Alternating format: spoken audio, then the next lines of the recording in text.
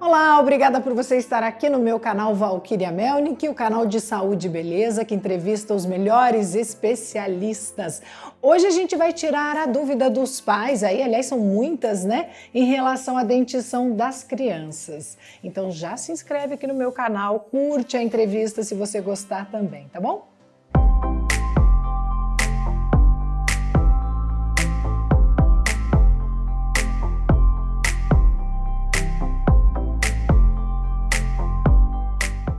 Quem conversa hoje comigo é a doutora Carolina Brunetto, ela que é especialista em odontopediatria e é também pós-graduada em dentística restauradora.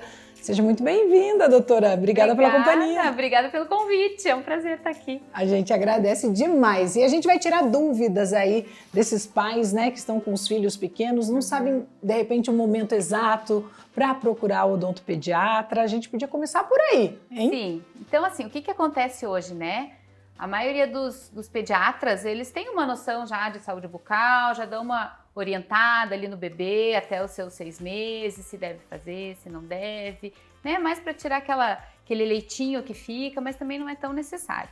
O que eu oriento os pais é procurar a partir do nascimento do primeiro dente, para ter um acompanhamento, aprender como escova, qual tipo de pasta, se deve ou não usar chupeta, todas aquelas orientações que a gente dá de começo, de alimentação. Então assim, nasceu o primeiro dentinho, já começa a fazer a parte preventiva com o odontopediatra. Acaba sendo mais ou menos com 6 meses? 6, 7 meses ali. Tem crianças que é um pouquinho mais tarde, né? Que o dente nasce um pouquinho mais tarde, mas normalmente 6, 7 meses o bebê já começa com dentinho. Higienização tem que ser antes, assim, com gaze ou não? Ou a partir somente desses dentinhos surgirem? Normalmente quando começa a nascer os dentes, né? A mãe até pode antes higienizar com gaze para tirar aquela borrinha do leite que fica, aquela natinha, sabe? Uhum. Mas não tem aquela necessidade de fazer 3 vezes por dia, pode ser uma vez ou de vez em quando notar que está formando aquela natinha, a mãe pode fazer antes do nascimento dos dentes.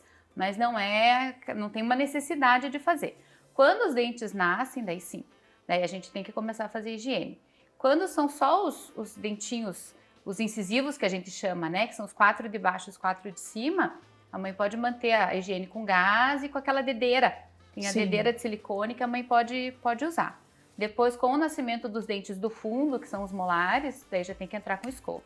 E aí, quando entra com a escova, já tem alguma pasta específica para a criança? Tem algum cuidado específico? Então, a pasta, ela tem a pasta com flúor e a pasta sem flúor, né? O que a gente sabe hoje? Né, que a gente orientava as mães no passado, não, sem flúor até a criança começar a cuspir. Né? Uhum. Essa era a orientação no passado. Hoje a gente sabe que a criança precisa do flúor para evitar a cárie. Então a orientação é, a partir do primeiro ano de vida, já entra com pasta com flúor. O que mudou de antigamente, né, que as mães colocavam aquele monte de pasta? Hoje em dia a gente tem a quantidade ideal. Então assim, de 1 ano até 2, 3 anos, a pasta, a quantidade é 1 grão de arroz. Então é bem pouquinho, 3 vezes por dia naquela escovação, né? Uhum. Então o que a gente tem que cuidar é que a pasta é um remédio, eu falo para as mães. Né? A pasta você não pode deixar ao alcance da criança, orientar bem babá, orientar bem os avós, porque é só aquela quantidade que pode colocar. A partir dos 2, 3 anos a gente aumenta para 1 grão de ervilha até os 6. Daí com 6 anos a criança já tem discernimento, já consegue cuspir bem, a gente já orienta que não pode engolir. Né? E já que você está falando também, doutora, sobre flúor, pasta, o que é a fluorose também? É um problema também para as crianças? Então, se dá devido ao quê? A fluorose acontece quando a criança faz ingestão da pasta com flúor, né? Uma ingestão excessiva de pasta com flúor. Então o flúor, ele tem atração pelo cálcio. Por isso que ele é importante na nossa higienização, porque ele consegue fazer a remineralização do nosso esmalte. Quando a criança engole o flúor, ele entra na circulação e ele vai entrar na formação do dente permanente, que não é o que a gente quer, porque ele tira o cálcio do dente permanente e entra no lugar do cálcio. E ele muda a molécula do dente. Então a fluorose são manchas nos dentes permanentes decorrentes dessa ingestão excessiva de flúor na primeira infância. E são manchas que são reversíveis? Tem tratamento? Não tem tratamento e elas são irreversíveis. Elas estão dentro da estrutura do dente. Então, assim, o que acontece quando a criança tem fluorose?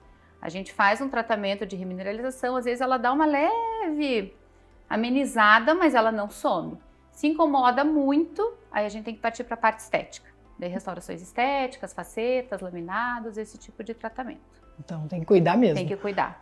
Além do que o flúor é tóxico. Sim. Então, se a criança ingere muito, ele pode ser tóxico pro organismo. Principalmente aquelas pastas de dentes que tem gostinho, né? Que são saborosas, tem gostinho de morango, tutti-frutti. Aí a criança, puxa vida, experimenta, começa, puxa, que bom que é, né? Sim. E aí acaba, com certeza, eu já escutei histórias no consultório de criança, de pais de criança, né? Crianças hoje em dia não fazem mais isso. De pais de, eu comia tanto na pasta de dente, no pão. Passava como geleia. Então, não. Sabe, o paciente chega ali com aquela fluorose e fala, mas o que é isso? Aí acaba contando que sabe o que fazia quando era criança, então tem que tomar muito, muito cuidado. Sim. E a orientação é sempre assim, para a escola, para deixar em mão de babá, coisa assim, sempre sem flúor. E falando em babá, mãe, pai, vamos entrar na questão das cáries, né? Eu já ouvi falar que você não pode experimentar algo e dar para o seu bebê, não assoprar os alimentos para também esfriar, porque você pode, enfim, contaminar e a criança pega cárie e é assim, é verdade? Não é bem assim, né? A gente sabe que a cárie é uma doença multifatorial. Então ela tem a bactéria, tem que ter o substrato, que é o açúcar, e o tempo né, que esse substrato e essa bactéria estão agindo em cima do dente. A criança, quando nasce, ela nasce sem bactéria na boca, né? Então, quanto mais tempo a gente mantiver essa boquinha sem bactéria, melhor. Mas mais cedo ou mais tarde ela vai contaminar com a bactéria da cárie, né? Que acaba fazendo a cárie. Então, a gente orienta para não assoprar, para não comer junto, não só pela bactéria da cárie, mas por outros vírus, outras bactérias que a gente tem no nosso organismo que a gente não quer passar para um bebê. Então, a recomendação continua. Continua. O que acontece? A cárie não é passada de um paciente para o outro, você não pega a cárie. Né? Você acaba contraindo o Streptococcus, que é a bactéria que vai gerar a cárie, né? Mas ela não faz a cárie sozinha. Sim. Então existe todo um processo para ela acontecer, mas a orientação continua.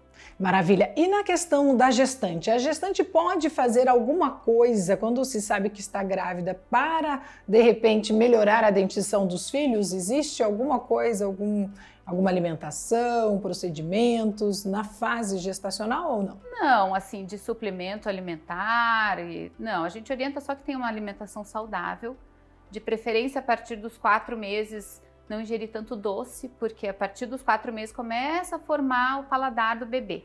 Então, se a mãe ingere muito doce, muito carboidrato, acaba que o bebê vai ter predileção por esse tipo de alimento. Né? Quarto mês, quinto mês? A partir do 4º mês. E a mãe tem que cuidar bastante da higiene dela, porque a gente sabe que grávida acaba tendo mais suscetibilidade a ter gengivite, porque a gente tem um pouquinho mais de lacidão ligamentar, então tem que cuidar bastante com a higiene, sempre passar bastante fio, porque a inflamação de gengiva, às vezes gera uns produtos no nosso organismo que acabam fazendo a contração do útero.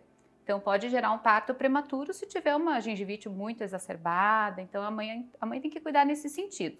Né? Hoje, os obstetras estão muito bem orientados em relação a antibióticos, coisas assim, porque a tetraciclina que as mães tomavam, às vezes, né, e também na primeira infância, acabam manchando os dentes. Então, hoje a gente não vê mais isso. A orientação, né? Informação é tudo. Agora, e a amamentação? Ela influencia também na dentição? Enfim, é importante a amamentação no caso dos dentes das crianças? Na verdade, assim, a amamentação, ela vai desenvolver todo o sistema estomatognático, que a gente chama, que é o sistema mastigatório, né? Então, o bebê tem essa necessidade de sugar. Então, a amamentação é muito importante também, não só pelo leite materno, que a gente sabe de todos os benefícios que ele tem, né, de anticorpos, tudo, mas pelo desenvolvimento muscular da criança e para ela suprir essa necessidade de sucção que ela tem. Muitas crianças que não são amamentadas no peito precisam da chupeta ou às vezes acabam levando o dedo para a boca, que é um um hábito que é muito, muito difícil da gente conseguir tirar depois. O dedo. Agora, no caso, se quem não pode amamentar, o ideal, então, é, de repente, dar a chupeta para ter isso? Eu oriento a dar chupeta. Porque a chupeta, a gente usa ela e depois a gente tem que tirar, né? Eu sempre falo para as mães, a chupeta não é um vilão. A chupeta vai ajudar a mãe ali naquela hora que a criança está mais agitada, mais nervosa. A criança tem necessidade de sugar. Então, é importante ter ou a amamentação, ou uma chupeta, alguma coisa que supra essa necessidade. O que eu oriento? A partir de 1 ano, 1 ano e meio, a gente começar já a pensar em tirar essa chupeta para não ter prejuízo lá na frente na parte de posição dos dentes. Sim, e até ao lado psicológico, né? Se você começar a tirar muito tarde, é difícil, né? A parte emocional da criança. Mas o prejuízo que a chupeta deixa e o dedo pior ainda, lá na frente, no posicionamento dos dentes, de fala, deglutição, é grande. Sim. Então a gente tem que cuidar com isso. A gente não perguntou também para você sobre a cárie de mamadeira. Realmente é perigosa? Tem que, enfim, cuidar? Como funciona? Veja, primeiro a gente tem que entender o que é a cárie de mamadeira, né? Não é a mamadeira que causa a cárie. O problema é que a criança normalmente mama à noite e não escova os dentes antes de dormir, né? Então ela fica com o leite ali a noite inteira parada na boquinha. Durante a noite a nossa salivação diminui, o pH vai lá para baixo e fica a noite inteira produzindo ácido. Isso quando a criança não acorda 2, 3 vezes por noite para mamar mais. Sim. Né? Então o problema não é a mamadeira em si, o problema é o leite que fica parado a noite inteira na boca. Sim. Então né, se a criança mamar 3 vezes por noite, a mãe escovar o dente 3 vezes, né? Não vai haver depois problema. da amamentação não vai ter problema. Né? Então esse é o problema, é ficar a noite inteira com aquele leite parado na boca. Agora, outra dúvida também das mães é em relação à ortodontia. Quando procurar o ortodontista, né, ter algum tipo, de repente, de tratamento dentário com aparelhos? Normalmente, o próprio odontopediatra já identifica, né, um mau posicionamento dos dentes, uma mordida aberta, uma mordida cruzada. Então, isso se dá por volta dos 5, 6 anos que a gente começa já a identificar esse tipo de problema. Às vezes a gente identifica antes, mas não é hora de tratar ainda, né? Então, assim, 5, 6 anos é uma idade que normalmente começa a fazer a primeira intervenção ortodôntica, né? Que é a preventiva mesmo, para chegar lá na frente e ficar mais fácil o tratamento. Então, por volta dos 5, 6 anos. Maravilha. Doutora, muito obrigada. Tirou várias dúvidas aqui das pessoas. Muito obrigada. Volte outras vezes também, né? Com certeza. Foi um prazer estar aqui com você. Todo nosso. E se você gostou também dessa entrevista, dá o seu curtir aqui. Se ainda não se inscreveu, estou esperando você. E também vamos aí preparar, né, lógico, mais uma entrevista especial. E eu queria a sua opinião. O que você gostaria que a gente colocasse aqui de tema? Quem você gostaria que a gente entrevistasse? Dá sua sugestão aqui embaixo. Um beijo, até o próximo!